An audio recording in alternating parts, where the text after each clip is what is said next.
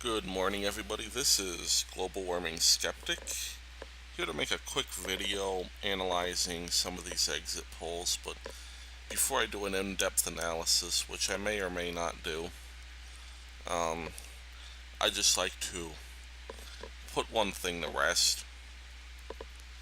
Voter ID laws are not suppression. And first of all, before I explain why, let me just give you the data. Now, here's historical precedent here. This is from Dr. Michael McDonald, I guess. It's his personal compilation of the election data, but for these purposes, I'm going to trust it, and it looks pretty reliable in terms of what you would expect the historical trend to be. So we'll go with it. Now, of course, in the early mid 80s, you had a huge, this is the turnout by percentage of a particular race or ethnicity. And you can see the difference between black and white here. Now, 1988, you had a huge gap, mostly non-Hispanic whites, and then you had, these lower points are midterms, so don't necessarily let that throw you off, but just look at the differences even there. Um, like, here is a full 10% difference in 1992. Huge amount of white people showed up to vote. About the same in the midterm 1994.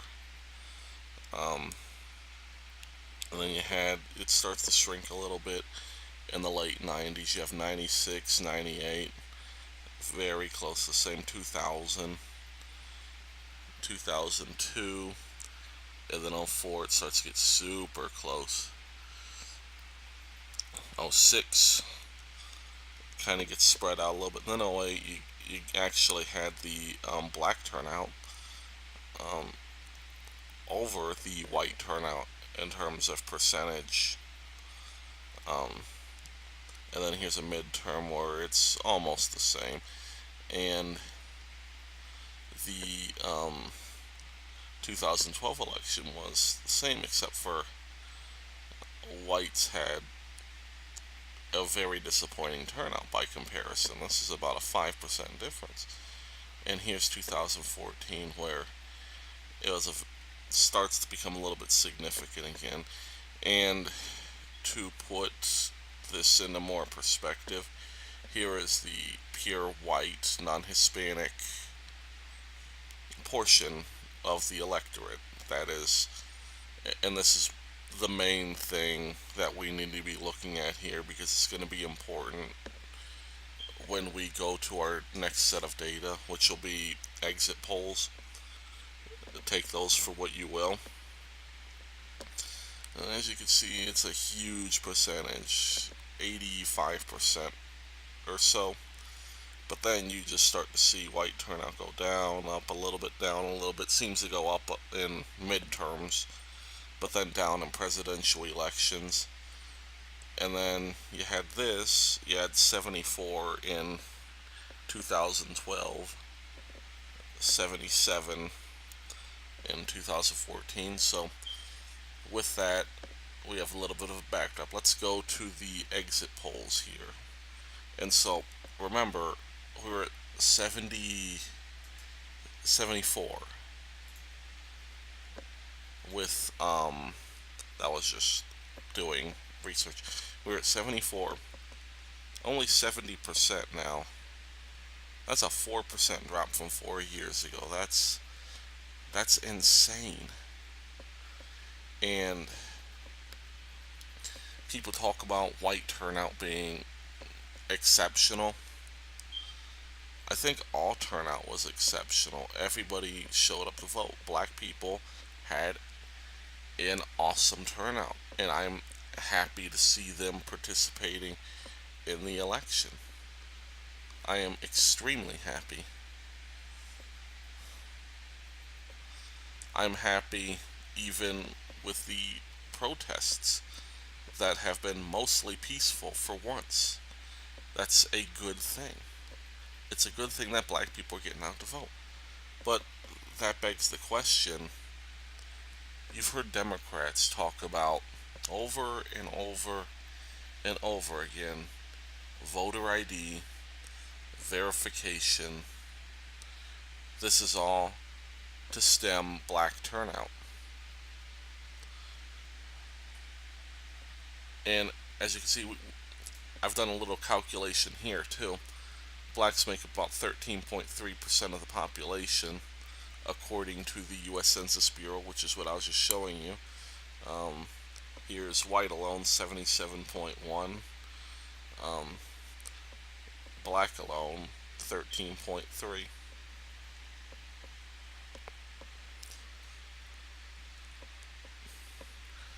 And this is 2010's number. So you have 13.3% of the population. That's what this is, 12 divided by 13.3. You had 90.2% of their population representation.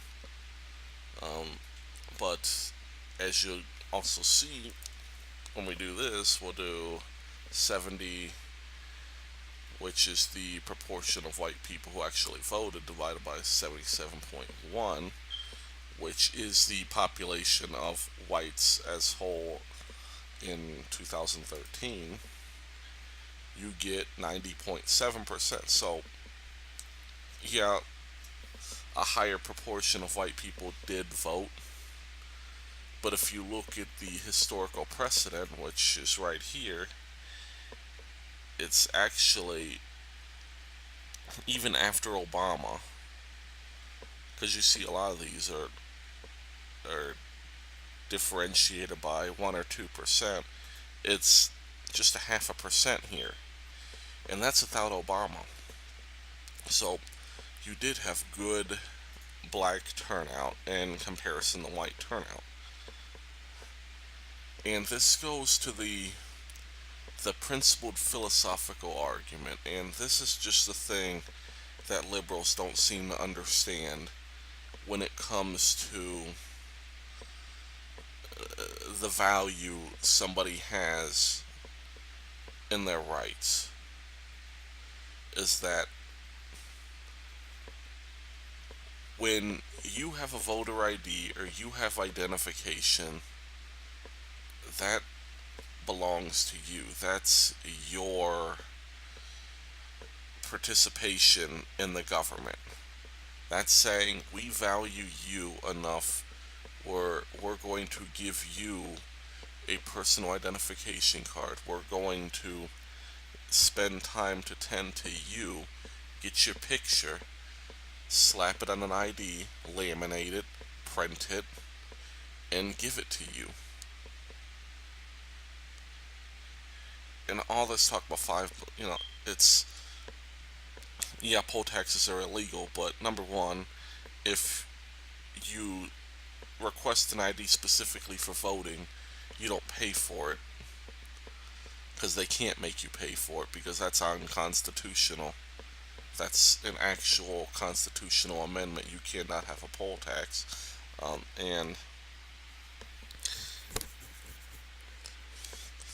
And secondly, anybody can afford $5 for an ID. I don't care who. I don't care if you're homeless. Homeless people even can afford IDs. Period. And I'm saying this as a poor person, so I know. Anyhow, the point I'm getting at is, you have this. You put the work in to get yourself verified, so that your vote means something. It means something to go out and vote.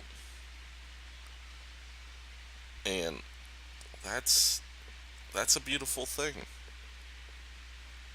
And I'm happy that it turned out the way it did. I don't care who's arguing what. Because with Obama, we had so much political apathy, so much not caring, and then you had two of the most disliked candidates in our history come, and that knocked the apathy right out of us. That is what drove people to participate. to get on social media and talk about something other than keeping up with the Kardashians. And that's beautiful because that's how we're going to advance, make our government more effective. That's how we're going to get more ideas, more innovation, breaking the left versus right spectrum, and actually getting some sanity back in our voting base. And as these wounds heal, I hope that we're going to get back to the battle of ideas. When Trump proposes something, this is what I want. I want all the opposers, all these progressives, to come out and rail on the evils of capitalism, rail on how their student loan debt and how the government doesn't do enough for them. Rail on that because that's how we're going to get better. And I can tell you right now, you're not going to win that argument, and you haven't won that argument. And you guys have suffered from making a lot of those very, very progressive arguments. But I want them to be out there because you're only going to debunk progressivism if the absolute best get out there, argue for it, and fail. Because libertarians, conservatives, moderate and alike, and extreme go out go out there and they debunk those arguments. But anyhow, here's the point I'm getting at: is voter ID is not voter suppression. We have more voter ID states now, more verification than we've ever had. We have early voting in even traditionally red states. That's it killed most of the logistical problems from last night. There were small local problems, but this is the first election I've seen, other than 2008, where Obama just blew out McCain.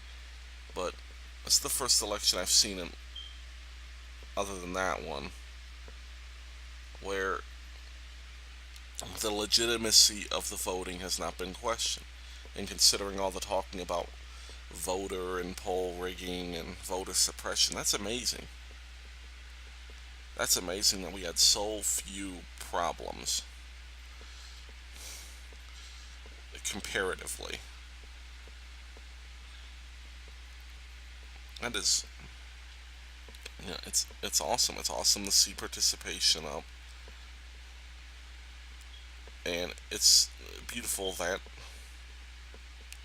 black people, minorities in general, are taking advantage of the election system. Because when we all love our country, no matter what color we are, we make this a better place to be. Anyhow, just some brief house cleaning before I go. This political system, I'll just say, is emotionally exhausted me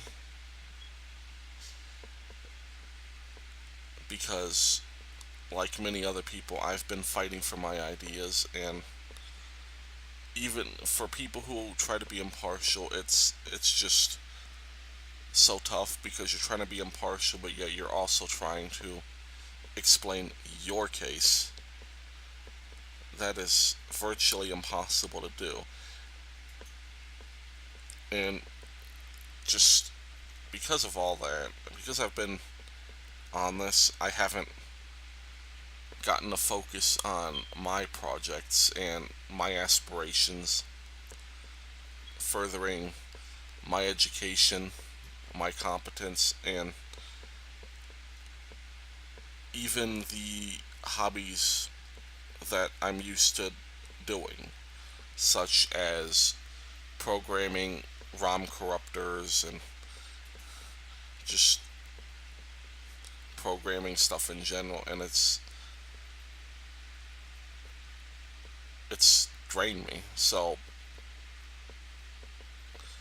I'm just being honest. Don't expect a lot of politics videos for a while at least, because I need time to focus on the things that make me who I am.